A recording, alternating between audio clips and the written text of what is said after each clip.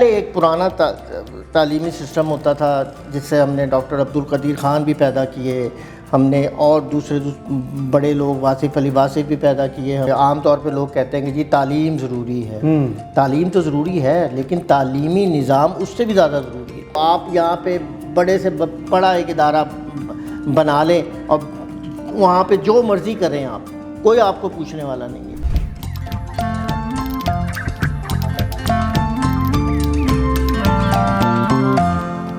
بسم اللہ الرحمن الرحیم۔ السلام علیکم ناظرین، میں ہوں کامران نسیم بٹالوی اپنے پروگرام میٹس دا مائنڈس کے ساتھ، جس میں آپ کی ملاقات کرواتا ہوں معاشرے کے ایسے افراد کے ساتھ جو ملک کی تعمیر و ترقی میں اپنا بھرپور کردار ادا کر رہے ہیں۔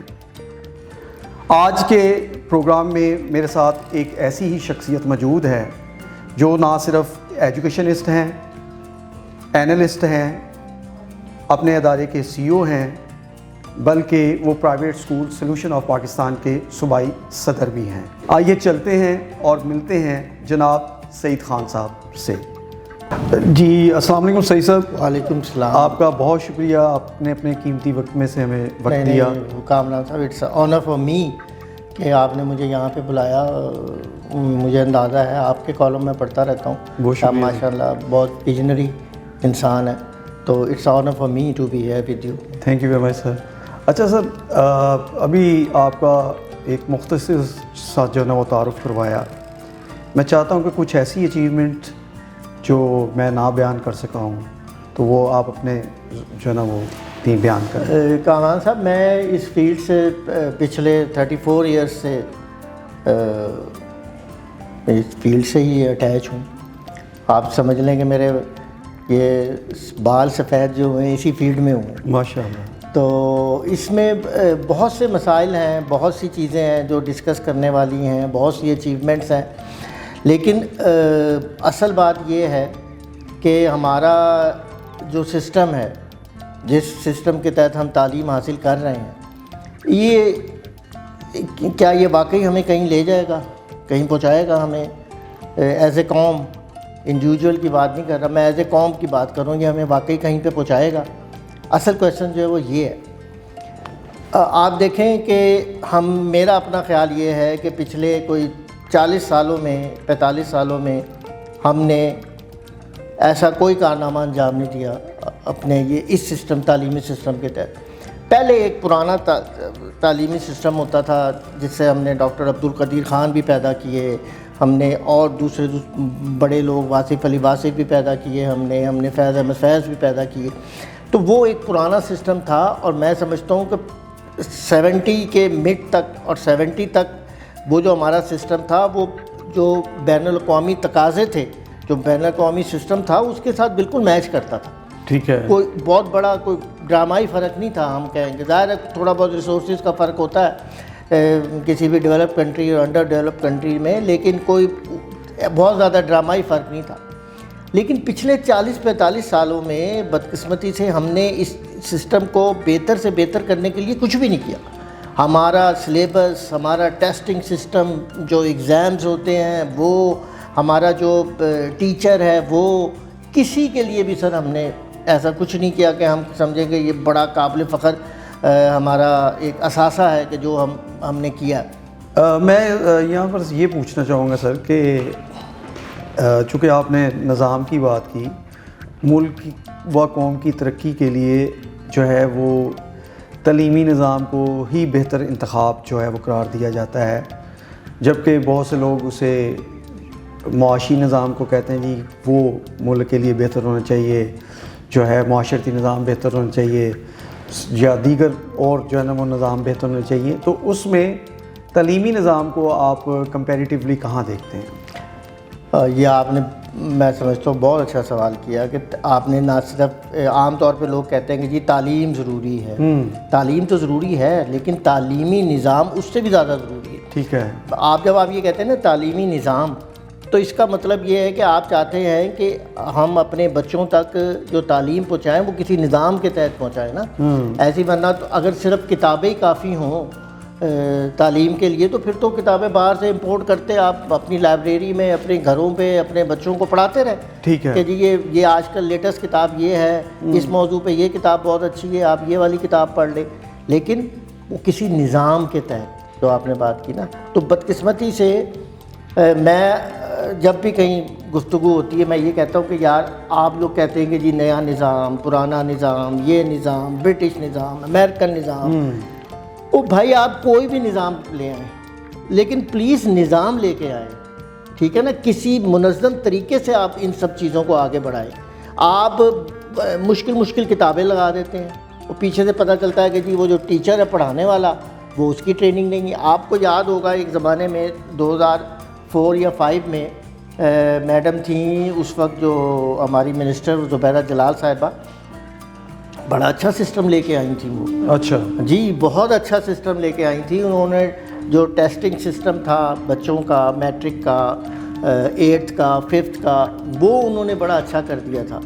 لیکن کیا ہوا، پیچھے سے جو فیڈ بیک آیا گورنمنٹ اسکولس سے اسپیشلی، وہ ٹیچرس نے کہا جی ہم تو یہ پڑھا ہی نہیں سکتے، ہماری تو ایسی ٹریننگ ہی نہیں ہے، پہلے ہماری ٹریننگ کریں کہ ہم یہ جا کے اپنے اسکولس میں پڑھا سکیں. تو بات کیا ہوئی کہ آپ نے کتابیں اچھی منگوا لیں، آپ کی اپنی سوچ بہت اچھی تھی، لیکن اس کو امپلیمنٹ کیسے کرنا نا، اصل مسئلہ امپلیمنٹیشن کا آتا ہے. اچھا یہاں پر آپ یہ بات تو کر رہے ہیں، لیکن سر یہ بھی تو ہے نا کہ ہمارا جو تعلیمی نظام ہے وہ اسٹیٹس کے اندر ڈیوائیڈڈ ہے، اس میں درجے ہیں.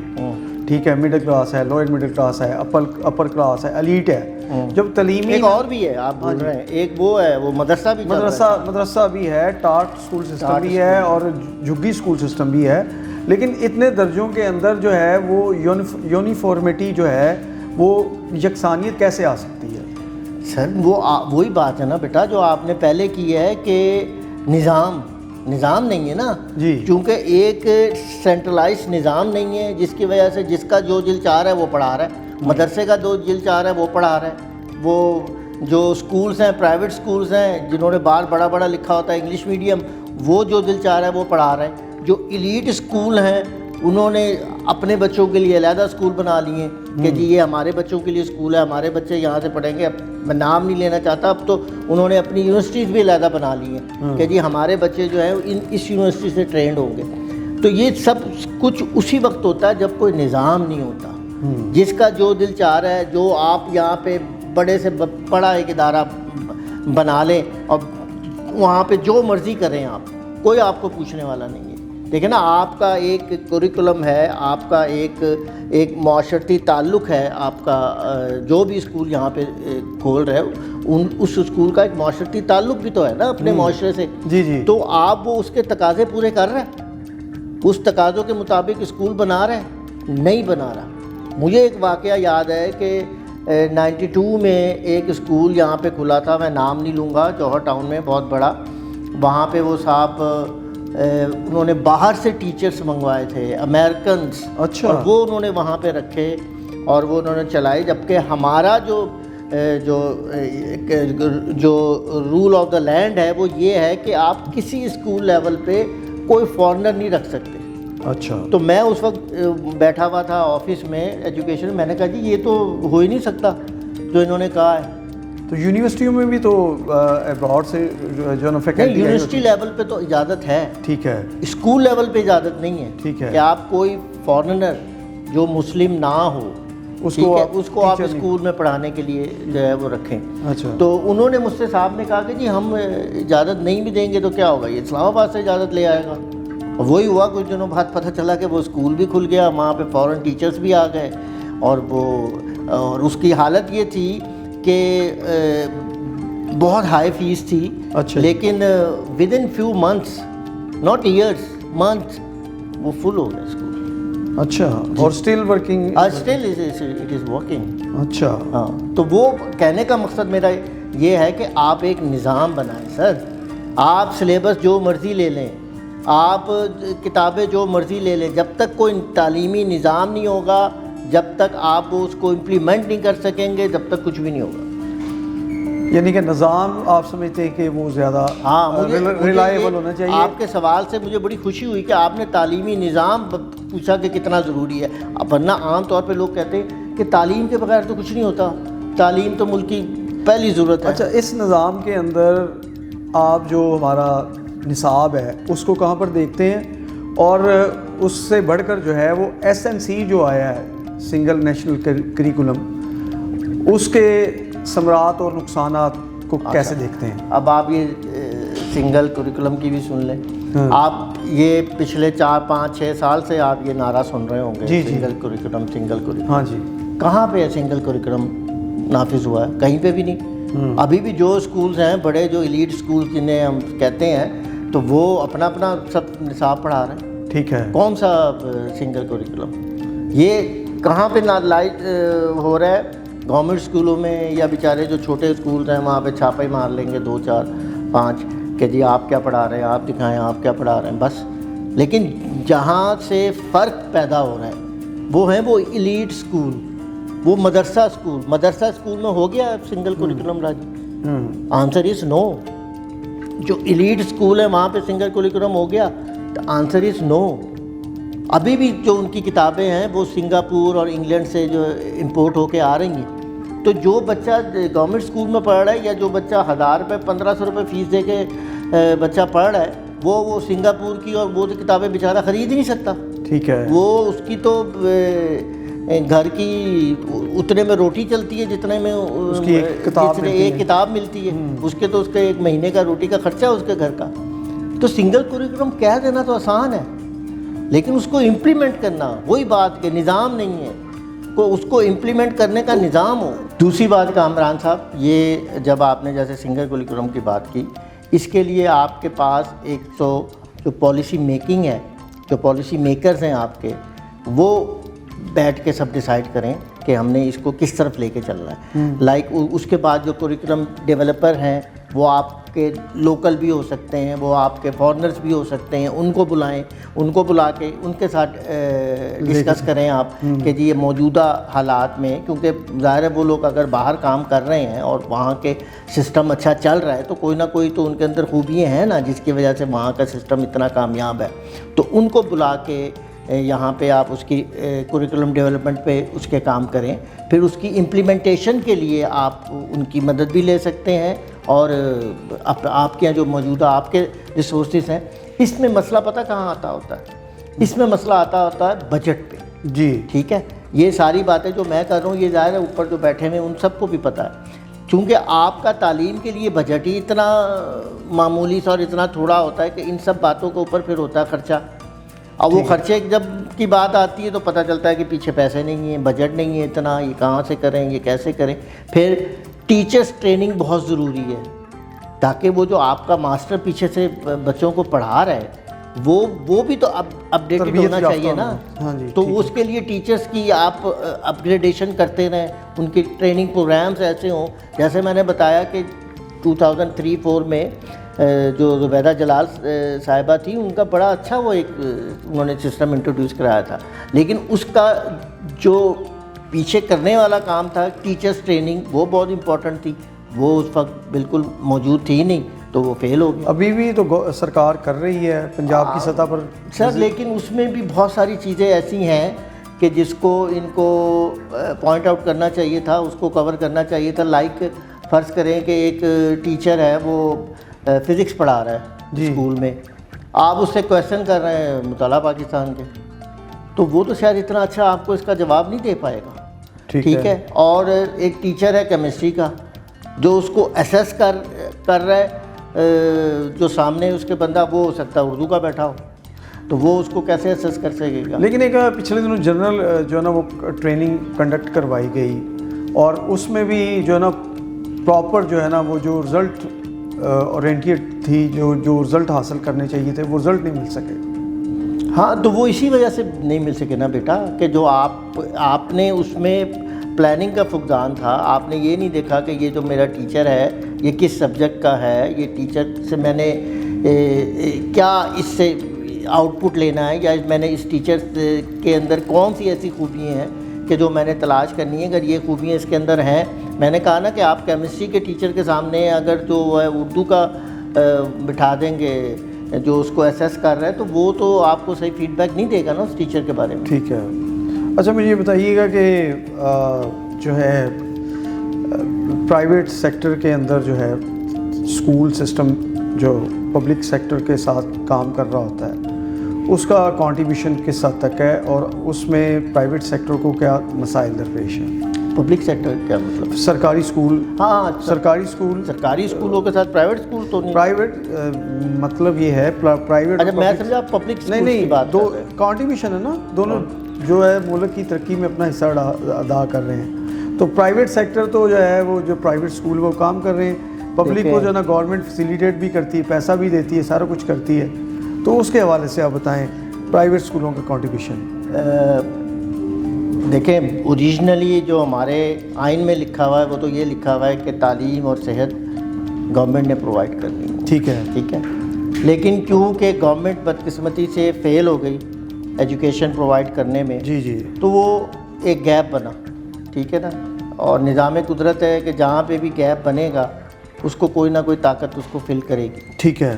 تو وہ پھر پرائیویٹ اسکولس والے آ گئے. آپ انہیں اچھا کہیں برا کہیں جو بھی کہیں, لیکن ایجوکیشن میں ان کی کنٹریبیوشن گورنمنٹ سے کہیں زیادہ ہے, اس میں کوئی دو رائے نہیں ہے. لیکن اصولی طور پہ ہونا تو یہ چاہیے تھا کہ گورنمنٹ پرائیویٹ اسکولس والوں کو بہت زیادہ فیسیلیٹیٹ کرتی, ان کو انکریج کرتی کہ یہ ہمارا نہ صرف ہاتھ بڑھا رہے ہیں بلکہ ہم سے اچھا کام کر رہے ہیں. لیکن بدقسمتی سے ہوا یہاں پہ یہ کہ کسی بھی پرائیویٹ اسکول چھوٹا ہے بڑا ہے جو بھی ہے اس کے ساتھ ہوا وہی جو کسی بھی کوئی چھوٹے موٹے دکاندار کے ساتھ ہوتا ہے یا چھوٹی موٹی کوئی فیکٹری والے کے ساتھ ہوتا ہے, کہ جیسے وہ کہتے ہیں کہ جی آپ یہ گھر میں آپ نے فیکٹری کیوں لگائی ہوئی, آپ یہاں پہ کیوں کام کر رہے ہیں, یہ تو دکان ہے تو یہاں پہ آپ نے یہ والا کام کر رہے ہیں, تو آپ کا گھر ہے آپ نے یہاں پہ فیکٹری لگائی ہوئی ہے, اس کو جرمانہ, اس کو پکڑو, سمن تک. یہ اسکولوں کے ساتھ ہو رہا ہے. یہ اسکولوں کے ساتھ ہو رہا ہے, سمن آ رہے ہیں, گرفتاری کے سمن آ رہے ہیں. یہ ایسی بات نہیں ہے کہ کوئی رعایت ہے اسکول والوں کو. تو کہنے کا میرے مقصد یہ ہے کہ ان کو آپ جب تک فیسیلیٹیٹ نہیں کر, آج کل جو آپ کو سب سے بڑا جو مسئلہ اسکول والوں کو درپیش ہے نا وہ ہے آپ کی لاہور ڈیولپمنٹ اتھارٹی. ٹھیک ہے. اچھا اب آپ کو بھی پتہ ہے اسکول کو لبرٹی مارکیٹ میں تو نہیں بن سکتا, انارکلی کی دکانوں میں تو نہیں اسکول بن سکتا نا. اسکول کہاں بنے گا؟ کسی گھر میں بنے گا نا. بڑا گھر ہو چھوٹا گھر ہو وہ ایک علیحدہ بحث ہے, لیکن بنے گا تو کسی گھر میں ہی بنے گا, رہائشی علاقے میں بنے گا, بڑی سڑک پہ بنے گا. اب وہ نیا رول یہ ہے کہ جی آپ نے اگر اسکول آپ چلا رہے ہیں تو آپ اس کو کمرشل کرائیں, اور وہ کمرشل کی فیس ہزاروں میں اور لاکھوں میں نہیں ہے, وہ کروڑوں میں ہے. اچھا جی, وہ کروڑوں کے نوٹس ہوتا ہے کہ جی آپ اپنا یہ اسکول کمرشل کروائیں. اٹ مین کہ اسکول پرائیویٹ اسکولوں کو بند کرنے کا شاید اس طرح کا کچھ بند کرنے کا نہیں, بہت سارے اسکول بند ہو گئے ہیں. اچھا. اسی دیکھیں ایک اسکول کی اگر فرض کریں 1000 1500 2000 فیس ہے ایک اسکول کی, اور آپ اس کو کہیں کہ جی آپ یہ کمرشل کروائیں 2 کروڑ 3 کروڑ روپے آپ ہمیں دیں, اور ہمیں تو وہ اگر چاہے بھی اسکول چلانا تو وہ تو نہیں چلا سکتا اسکول. جی جی. وہ تو 3 کروڑ روپے ایک دم نکال کے نہیں دے دے گا. ہاں جی. کہ جی یہ 3 کروڑ روپے لیں اور آپ کی مہربانی آپ مجھے اسکول چلانے دیں. وہ اسکول تو لازمی وہ بند کر کے کہے گا میں کوئی اور کام کر لیتا ہوں, پھر اسکول نہیں چلاتا. صحیح. اسی طرح 70% اسکول تو کرائے کی بلڈنگس میں ہیں. اب وہ کرائے کی بلڈنگ والے کو اگر آپ کہیں گے اس کو پرماننٹ کراؤ کمرشل, تو وہ تو کہے گا جی میرا مالک نہیں کرا رہا کمرشل پرماننٹ, تو میں کیسے کرا لوں. تو وہ بھی بھاگ جائے گا. اس طرح جو بہت سے اسکول تھے جن کے پاس بچوں کی تعداد ابھی 100 150 200 250 بھی تھی, وہ لوگ تو بھاگ گئے. انہوں نے کہا کہ جی ہم تو اتنا, اور یہ نہ صرف یہ کہ ان کو نوٹسز آئے بلکہ اسکول سیل ہوئے ہیں. یہ بات نہیں ہے کہ صرف نوٹس کی حد تک بات ہے اور وہاں جا کے ان کی کوئی منت سماجت کرو تو وہ معاف کر دیں گے. نہیں, ان کے اسکول باقاعدہ سیل کیے. تو جہاں پہ یہ طریقہ کار چل رہا ہو اور دوسرے لوگ جو ابھی سوچ رہے تھے کہ ہم نے پرائیویٹ اسکولس کھولنے ہیں وہ تو یقین کریں بھاگ گئے. اور بہت سارے اسکول جہاں پہ میں جانتا ہوں گلشن رابی میں ہیں, اقبال ٹاؤن میں ہیں اور گلبرگ میں ہیں, جو صرف اسی وجہ سے یہ لاہور میں ایسا کہ پورے پنجاب میں ایسا ہے؟ لاہور ڈیولپمنٹ اتھارٹی کا تو مجھے پتہ ہے کیونکہ میرا اپنا واسطہ ہے, تو ہو سکتا ہے یہاں باقی شہروں میں بھی اسی طرح کا چل رہا ہو, لیکن LDA کا تو مجھے پتہ ہے کہ ان کا تو یہ پالیسی سب کے ساتھ چل رہی ہے۔ ٹھیک ہے، اچھا صحیح، سب ٹائم کا پتہ نہیں چلا اور اب اختتام کی طرف ہیں، تو میں آخر میں چاہوں گا کہ ہمارے سامعین کو جو ہے وہ کوئی پیغام۔ آپ سب کے لیے میرا ایک ہی پیغام ہے، وہ چاہے بچے ہوں، بڑے ہوں، والدین ہیں، گورنمنٹ ہے اور اسکولز والے ہیں، سب کے لیے ایک ہی پیغام ہے کہ بات یاد رکھیں کہ ہم لوگوں کی بقا صرف اور صرف اسی میں ہے کہ ہمارے بچے تعلیم حاصل کریں۔ تو یہاں پہ کسی ایک اتھارٹی کا یا کسی ایک گورنمنٹ کا یا کسی منسٹر کا ہی صرف کام نہیں ہے، اس کے لیے تگ و دو کرنا ہم سب کے لیے اتنا ہی ضروری ہے۔ ہم اگر تگ و دو کریں گے اپنے بچوں کے لیے کریں گے، گورنمنٹ اگر تگ و دو کرے گی تو آپ سمجھ لیں وہ اپنے ووٹ کے لیے کرے، اپنی قوم کے لیے کرے، اپنی ذمہ داری سمجھ کے اس تگ و دو کو کرے، اس نے بھی یہ تگ و دو کرنی ہے، لیکن یہ سب نے اپنا اپنا اس میں انپٹ دینا ہے۔ اگر آپ کسی ایک ادارے پہ، کسی ایک شخص پہ، کسی ایک انڈیویجول پہ یہ کام چھوڑ دیں گے تو یقین مانیں یہ ہم شکایتیں ہی کرتے رہیں گے جو ہم پچھلے 75-76 سال سے کر رہے ہیں، اور اس کا حل کوئی نہیں نکلے گا۔ اس وجہ سے ہم سب نے اپنی اپنی ذمہ داری کو محسوس کرنا ہے اور اپنی اولاد کو بھی تعلیم دینی ہے، اور جو تعلیم دینے والے ہیں وہ چاہے پرائیویٹ اسکولز کے ساتھ ہیں چاہے وہ گورنمنٹ اسکول کے ساتھ ہیں، انہوں نے اپنی ذمہ داری کو سمجھنا ہے، تب بھی یہ ملک انشاءاللہ ترقی کرے گا۔ Thank you very much. جی ناظرین، ابھی آپ نے سعید خان صاحب کی معلوماتی گفتگو سنی، یقینی طور پر آپ ان باتوں سے مستفید ہوں گے۔ اگلے پروگرام تک کے لیے اجازت دیجیے، ایک نئے مہمان کے ساتھ ملیں گے۔ اللہ حافظ، السلام علیکم۔